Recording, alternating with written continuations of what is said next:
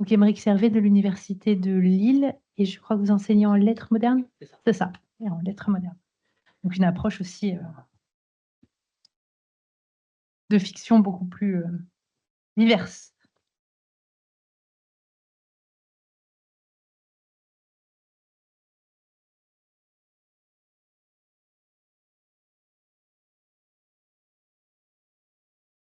Donc Aymeric Servet va nous parler de la façon dont les personnages de l'Antiquité, deviennent des personnages, de fiction, dans des fictions de genres très différents puisqu'on ira de la littérature, aux jeux vidéo. Je ne sais pas. Moi, je le vois, donc ça va. Parfait. Très bien. Merci de me donner la parole aujourd'hui. Alors, la fiction historique est, par nature, une entreprise anachronique. Il ne s'agit pas de restituer le passé tel quel, mais d'en proposer une version qui articule fidélité à un monde disparu et lisibilité contemporaine. L'ouverture au présent, dont parle Chantal Thomas, rejoint une conception apparemment largement partagée aujourd'hui de la fiction historique, comme espace de médiation entre altérité temporelle et expérience actuelle, comme une expérience de contact entre passé et présent. J'analyserai ici le rôle du personnage dans cette mise en relation anachronique. Plus qu'une figure mimétique, le personnage agit comme un intermédiaire entre deux mondes. Mon hypothèse est qu'il sert d'interface entre l'étrangeté du passé et les cadres de réception du présent. Cette idée s'inscrit dans une perspective inspirée de l'esthétique de la réception, telle que développée notamment par Wolfgang Iser, dans l'acte de lecture ou lecteur implicite, dont je retiens ici un principe central. Le spectateur, le lecteur, le joueur, interprète l'univers fictionnel à partir de ses propres repères, dans un va-et-vient entre le familier et l'étranger. La fiction historique sollicite, selon moi, un même processus. Elle confronte son public à une altérité temporelle à laquelle il accède par des échos avec son présent, qui font sentir la différence tout en rendant l'étrangeté accessible. Dans ce cadre, le personnage joue un double rôle. Il favorise l'immersion, comme l'a montré Jean-Marie Schaeffer dans Pourquoi la fiction, et il agit comme un médiateur vers un autre univers possible, qui peut devenir, comme le montre Martine de Godemar, un outil d'invention des possibles de vie, en révélant au lecteur un code existentiel, autrement dit, une manière d'explorer, selon le mot de Kundera, la carte de l'existence, en découvrant telle ou telle possibilité humaine. Le personnage fonctionne ainsi comme un vecteur d'altération, permettant au lecteur d'éprouver d'autres formes de vie, en l'invitant à sortir de ses repères habituels. Ce rôle prend une dimension particulière dans la fiction historique, où le personnage permet d'explorer non seulement d'autres possibles existentiels, mais aussi d'autres régimes de sens, de valeurs et d'expériences propres à une époque révolue. Ni tout à fait du passé, ni entièrement du présent, mais dans un espace où les époques se répondent à travers une continuité affective et existentielle, dans un entretemps, pour reprendre le mot de Patrick Boucheron. Explorer cette hypothèse suppose d'envisager un minimum la fiction comme un terrain heuristique. Pourquoi j'ai retenu 4 œuvres qui revendiquent une forme d'authenticité, tout en assumant les libertés propres à la fiction. Devant les Mémoires d'Adrien, paru en 1951, le roman I, Claudius de Robert Graves, paru en 1934, la série de manga Thermae Romae de Mari Yamazaki, en 6 tomes, paru entre 2008 et 2013, et la série vidéoludique Assassin's Creed du studio Ubisoft, dont le premier opus remonte à 2007 et dont le dernier vient de sortir. Dans un premier temps, il s'agira de montrer comment ces œuvres construisent une continuité entre les époques, à travers l'expérience incarnée du personnage. Cette mise en contact repose sur différentes formes de correspondance, sensibles, culturelles, émotionnelles, qui permettent au lecteur, ou au spectateur, au joueur, d'accéder à l'altérité du passé, par des repères familiers. Par souci de clarté, je commencerai par présenter les particularités de chaque approche, œuvre par œuvre, afin de mettre en lumière à la fois la cohérence globale de la démarche et ses modalités propres selon les cas. J'envisagerai ensuite, de manière plus comparative, la portée heuristique de cette approche intérieure de l'histoire, avant d'examiner ce que ces formes de fiction disent de notre rapport au passé et à son écriture. La proposition la plus explicite et sans doute la plus célèbre d'un contact sensible entre passé et présent incarné dans le personnage est sans doute celle de Marguerite Yourcenar, dans Les Mémoires d'Adrien. Son œuvre pose de façon exemplaire les fondements de mon hypothèse. Le récit ne repose pas sur une approche événementielle de l'histoire, mais sur une introspection. Yourcenar cherche à rendre compte de la subjectivité retrouvée de l'empereur Adrien. Dans ses carnets de notes, elle formule clairement son projet. Elle souhaite faire une histoire de l'intérieur, à rebours des approches extérieures des historiens du XIXe siècle. Elle vise ainsi à réduire au maximum la distance entre Adrien et le lecteur. Un moyen d'y parvenir, dit-elle, est de reconstituer sa bibliothèque, afin d'accéder à son horizon mental. C'est le propos célèbre, le plus souvent cité pour caractériser son projet, mais la suite, plus souvent négligée, attire davantage mon attention. Elle évoque l'idée d'un contact atemporel fondé sur l'expérience sensible. Yourcenar dit avoir voulu capter ce qu'il y a de plus durable dans les émotions humaines. Croquer des olives, lutter contre le vent, chercher l'ombre en été. autant d'expériences simples, partagées par tous, quelle que soit l'époque. Ces gestes, ces sensations, ces besoins élémentaires offrent un lien direct avec les hommes d'autrefois. Cette démarche innerve tout le processus créatif de l'œuvre, mais aussi la réflexion du personnage narrateur sur sa propre existence. On y lit une mise en abîme du projet ursonarien. Âgé et malade, Adrien dit ne plus pouvoir nager ni chevaucher, mais il affirme ressentir par empathie ce qu'éprouve le cavalier ou le nageur qu'il observe au loin. Son expérience lui permet, par analogie, de comprendre ce qu'il ne vit plus. C'est là, à une autre échelle, ce que propose Yourcenar avec l'histoire. À partir de sensations partagées, rejoindre une conscience autre, située, inaccessible autrement, mais compréhensible. Pour illustrer cette tension, j'ai retenu le passage relatant à la mort de Trajan, qui montre comment un événement historiquement situé, l'apothéose impériale ici, devient le vecteur d'émotions partagées à travers les époques. Ce moment dépasse la simple description d'un rituel d'État. Il révèle l'inquiétude d'un successeur face à l'héritage reçu. Le spectacle grandiose, triomphe posthume, colonne, divinisation, met en valeur les ressorts de la glorification, mais souligne aussi le poids de la succession. L'expérience sensible, développée ici, ne dissout toutefois pas les enjeux historiques. Au contraire, elle les éclaire.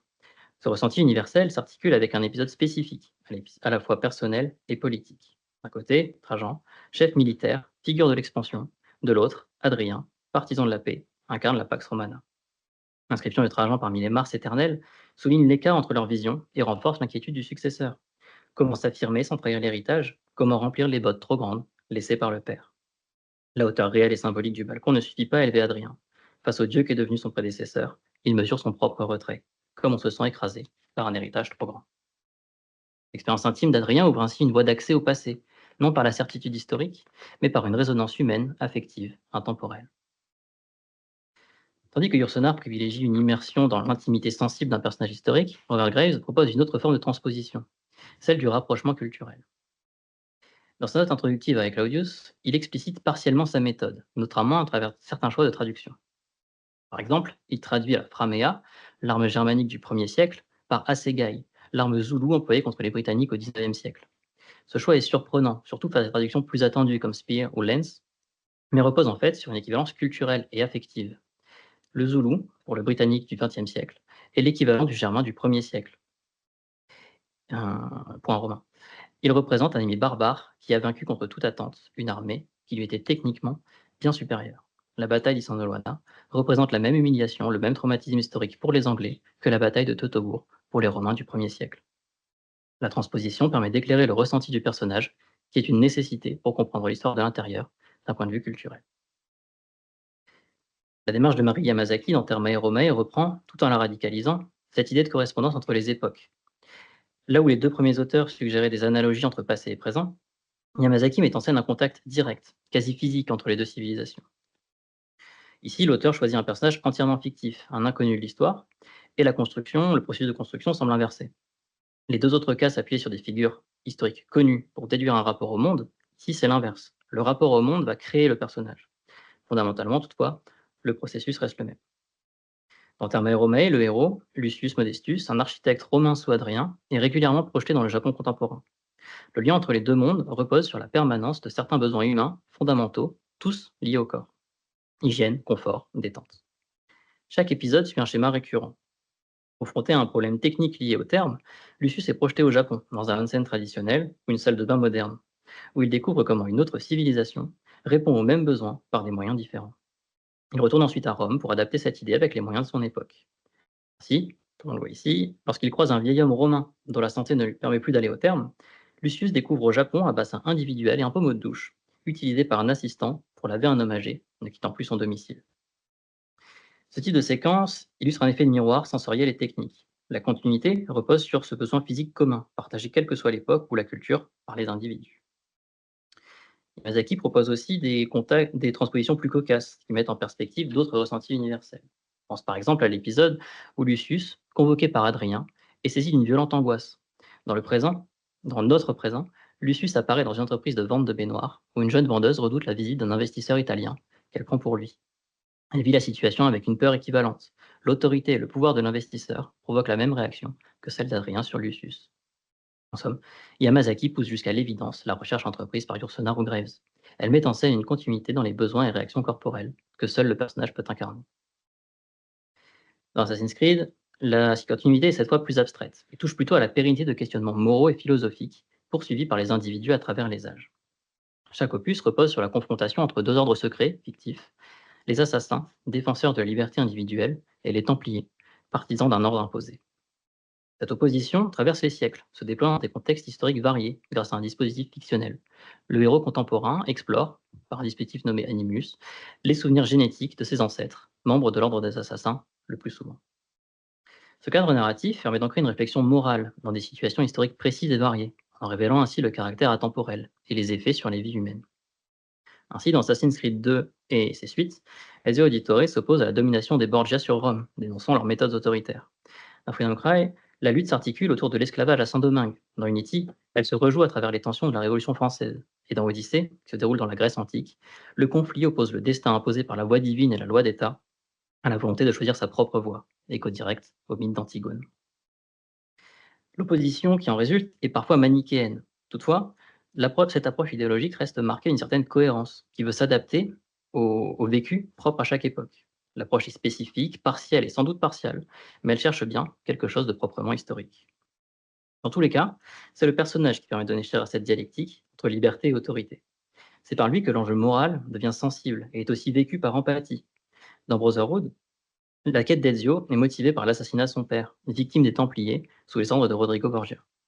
L'engagement personnel rejoint une lutte d'ampleur plus universelle. Le personnage fonctionne ainsi comme un point d'ancrage affectif et réflexif. Il permet, selon les termes de Jean-Marie Schaeffer, une immersion émotionnelle, condition d'adhésion à une situation fictionnelle. J'ajouterai ici aux enjeux historiques qui s'y mêlent.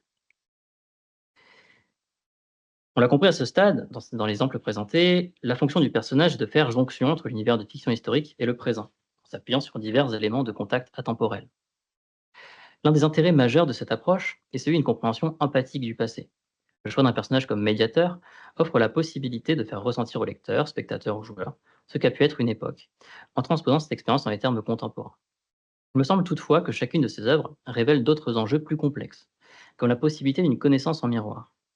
La fiction historique sert ainsi également à éclairer le présent, et le personnage, en tant qu'entre-deux, devient un vecteur de cette dialectique.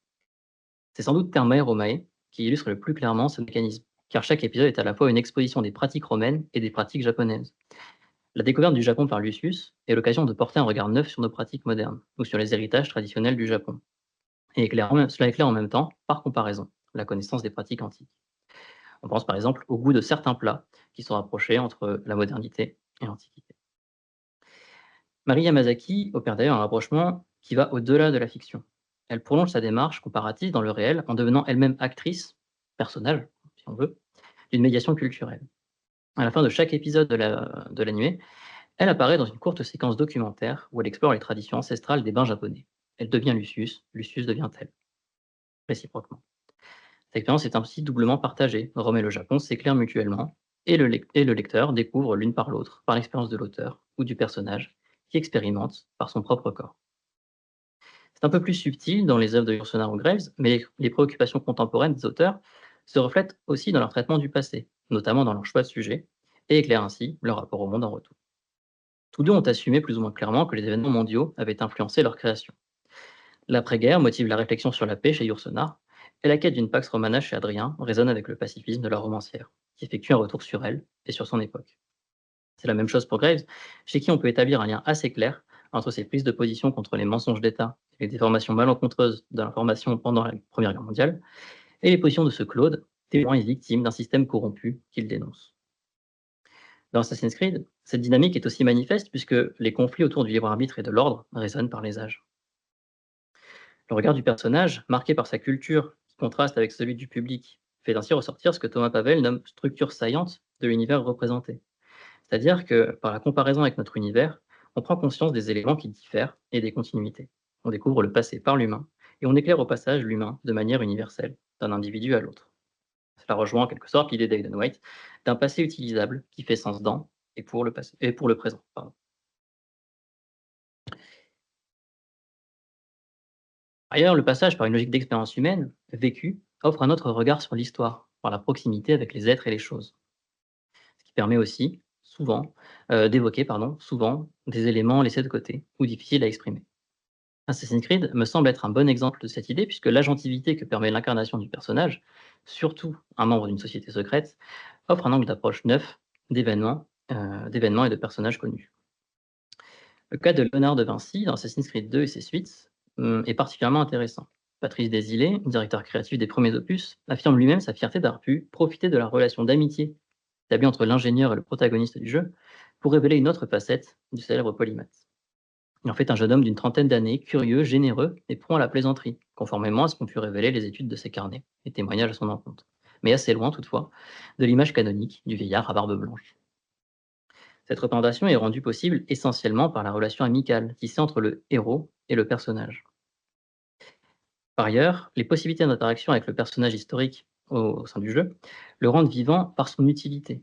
Léonard de Vinci illustre ici sa qualité d'ingénieur militaire en fournissant aux personnages et aux joueurs outils et armes pour répondre à leurs besoins. Il est compris par l'expérience, par le vécu. Le statut du personnage incarné par le joueur permet ainsi d'inclure une logique de témoignage, voire d'expérience directe de l'histoire, ce qui doit permettre, grâce à une vision de l'intérieur, de révéler certains aspects ou secrets autrement inaccessibles. C'est en fait le même processus que dans chaque œuvre, mais ici, le média vidéoludique pousse la notion d'expérience vécue à son paroxysme. On remarquera par ailleurs que ces œuvres, bien qu'entièrement fictives, revendiquent souvent, au sein de leur dispositif narratif, une forme de vérité plus authentique que celle produite par l'histoire savante. Cette prétention, qui relève d'une construction fictionnelle, interroge les limites du récit historique lui-même. Chez Yourcenar, cette tension entre expérience et savoir est manifeste dans les propos d'Adrien, qui met en garde Marc Aurèle contre les livres d'histoire et l'œuvre des poètes. Il compile sans rendre compte de l'expérience. L'enjeu des mémoires est précisément de dépasser cet écueil. Yourcenar ne prétend pas refaire l'histoire, mais restituer ce que pouvait être l'esprit d'Adrien, en cherchant à comprendre sa manière d'habiter le monde. Chez Graves et dans Assassin's Creed, la démarche est plus polémique. Il s'agit de souligner que la version officielle des faits peut être biaisée, voire mensongère, et de proposer une alternative fondée sur l'expérience du personnage témoin. Claude cherche à se justifier des rumeurs le concernant. Il affirme ne pas avoir convoité le pouvoir, mais s'être retrouvé au cœur d'événements qu'il a traversés presque malgré lui. Il entend aussi révéler les vrais enjeux d'intrigue que son entourage, des personnalités de pouvoir, auraient dissimulés. Pour prendre un exemple, l'exil de Julie, la fille d'Auguste, ne serait pas dû à ses mœurs, comme le veut l'histoire officielle, mais relèverait d'un plan orchestré par Livy pour imposer son fils Tibère comme successeur d'Auguste. Le témoignage cherche, prétendument, à rétablir une vérité antérieure à sa mise en récit et sa potentielle manipulation. Il joue avec notre connaissance historique. Dans Assassin's Creed, cette interrogation devient métanarrative, puisque Desmond Miles, protagoniste des premiers opus, constate que ce qu'il voit par l'animus ne correspond pas à ce qu'il a appris dans les livres. On lui explique que les récits historiques sont construits, orientés, et que sa mission est justement de retrouver ce qui a été dissimulé, notamment par les Templiers. Le personnage devient alors un instrument critique, capable de remonter aux faits avant qu'ils ne soient institutionnalisés, édulcorés, voire falsifiés.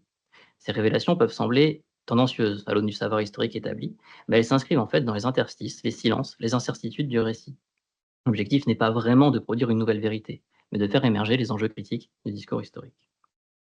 Chacune de ces fictions, tout en assumant son statut imaginaire, mobilise la figure du témoin direct pour interroger les conditions de construction du savoir historique.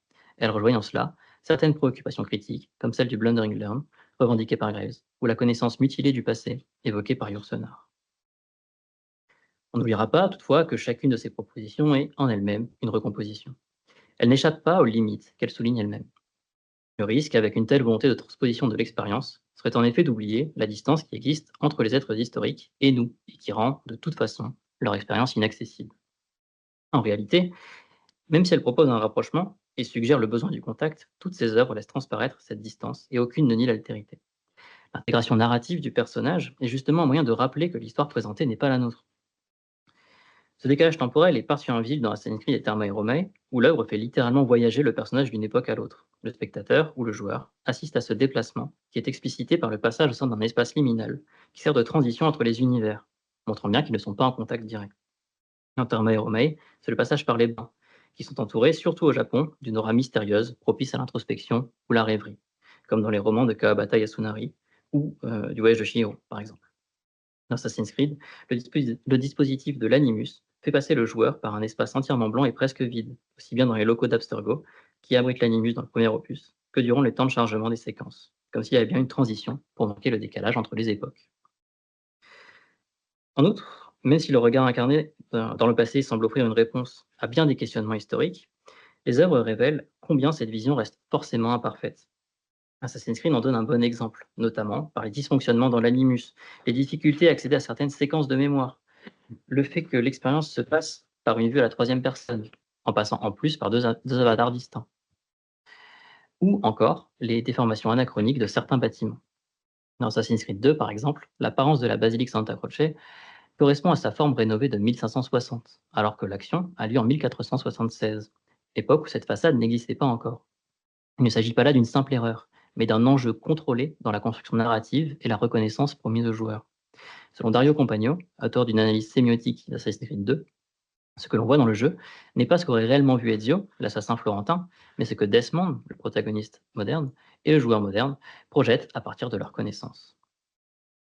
Dharma et Romae va encore plus loin dans ce sens, puisque le contact de Lucius avec des éléments modernes qu'il ne comprend pas produit avant tout un décalage comique, comme lorsqu'il parle latin et n'est pas compris, ou lorsqu'il se méprend sur l'usage de certains objets, confondant une visière de bain en caoutchouc avec la couronne d'un empereur, ou une peluche gagnée dans une fête foraine avec une idole divine. Soit ce comique de situation révèle quelque chose de plus profond. Comprendre le passé ou une autre culture suppose toujours de l'appréhender avec ses propres repères, dans une expérience incarnée. L'expérience de Lucius inverse celle du visiteur de musée face à un objet antique. L'inconnu n'est jamais appréhendé de façon neutre. Il est toujours lu à partir du familier, ce qui peut provoquer des incompréhensions ou des confusions. L'émerveillement de Lucius devant des objets triviaux rappelle notre fascination pour les objets du passé, parfois même alors que nous n'en comprenons pas l'usage. Par exemple, l'amateur d'histoire pourrait facilement confondre un strigile avec un instrument de torture, tant l'idée d'utiliser une lame à des fins hygiéniques nous semble aujourd'hui surprenante. On retrouve l'idée essentielle qui sous-tend toutes ces tentatives de rapprochement. Ce que l'on peut reconstituer de l'expérience du passé n'est jamais qu'une supposition. Si nous pouvions y accéder pleinement, nous pourrions dépasser bien des écueils, mais cette expérience reste fondamentalement inaccessible. Yourcenar elle-même admet que, même si toutes les pierres utilisées sont authentiques, la reconstruction reste partiellement façonnée à notre image. Avec Claudius, la promesse de vérité de l'expérience est sans cesse compromise. Le narrateur divague, prend parti. L'individu, qui soit du passé ou du présent, est toujours un lecteur, jamais un simple observateur. La traduction qu'il opère passe par des biais émotionnels ou culturels, et si ces biais rendent possible la communication, ils empêchent en même temps toute certitude. Ce que mettent en lumière ces œuvres, c'est non pas tant une volonté de restituer l'histoire dans sa factualité, que de faire éprouver une expérience globale du passé, faite d'événements, de culture, d'affects.